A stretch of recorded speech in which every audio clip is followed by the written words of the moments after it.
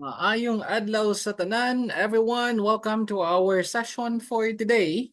Still on civil service exam or career service examination, pen and paper test. So let's dive into our topic, and that is still on quantitative analysis. So here we have the first problem.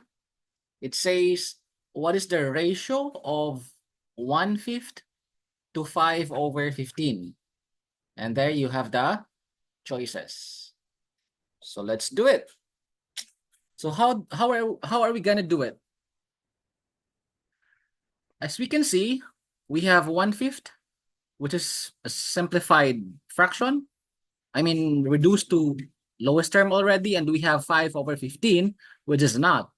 No, so it's up to us. Either we can also reduce into lowest term, the 5/15, or we do it some other way, like making sure that both fractions have the same denominator.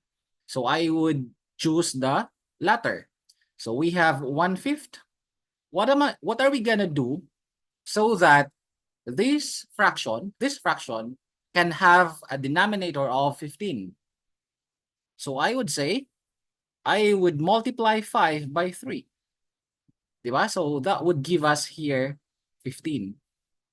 Then if you multiply 5 by 3, we also have to multiply the numerator 1 by 3. So technically, we are just multiplying 1/5 by 1 because 3/3 is 1, correct?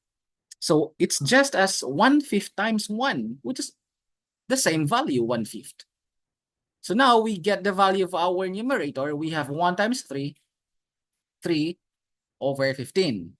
So we can now substitute 3/15 to 1/5. So, mean to say, we have now the ratio 3/15 to 5/15.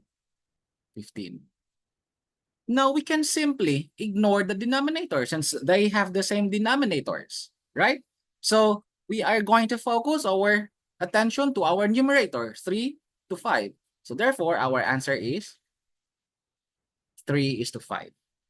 Diba? Neglect this one. So you have 3:5. If you have questions, then leave some comment. Let's have another problem.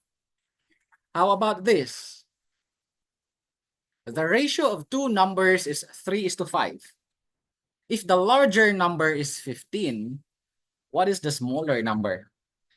So our common sense would tell us that the bigger number is the one that corresponds to 5, and the smaller number is the one that corresponds to 3. So what do I mean? Let's solve it.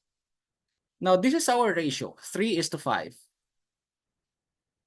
And we are asked to get the smaller number when the larger number is 15. So let's write here the larger numbers. Between 3 and 5, 5 is the larger number. So we have another ratio in which the larger number is 15 and the smaller one is the unknown, right?